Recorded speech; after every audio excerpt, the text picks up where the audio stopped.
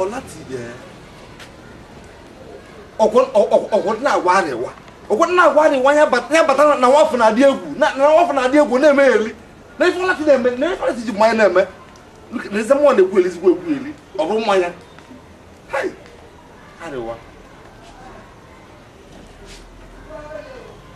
adịwa ihe abata na ikwesị ịbata ihe abata biko mba ihe abata mkpogodi biko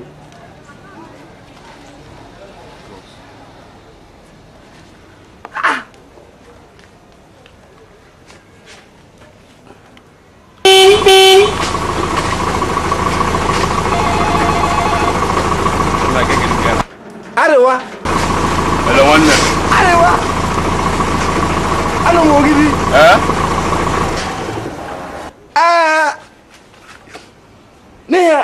Arewa, ne iya bata. Thursday no. Ibo na Thursday night. Arewa ne olati bata we welu mai we ne even otan na we gwa me kwelize ekweli o. Iya bata na olati ji mai emere onye bụ na arụ.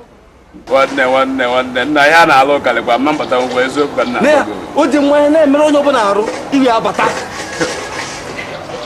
ntị gị nọrọ ebe a na-ewelu mmanya na-emere adịwa ya ozugbo gị na-ekwu na ya ikwu n'otu a ime nna m ga-abụ mmiri ka m ga-esi wee na mmiri gị na-ezi gị bụ mmiri nna na ịma na ogidi na mmiri adịrọ na mma onye bụ my problem na ọ bụrụ na ọ nọbise anọwọ nkọm ịghọtago onye bụ my problem na ịba na mmiri kịta nna eme ihe ogidi na mmiri na-eje nnọọ ịghọtago si mgbe ibe mbe igwuru ofe ka ụzụ nna na wafọ ihe o adịwe ya abatarịrị a na-esi na ife na mmiri ogiri na-ekwokwu mmiri gịnị ga-abata nwere m ga-abata na nwere ọnụ na ọ bụ na na aga mfụ na nwere ka m batazi ọnwa edo imiri ya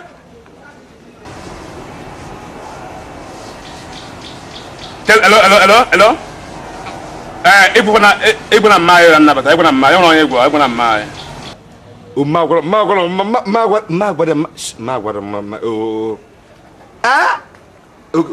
ngwa bye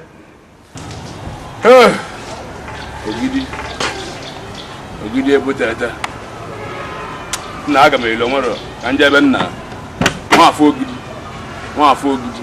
ma m ga-analele nwere ogidi jelo mba lukeruno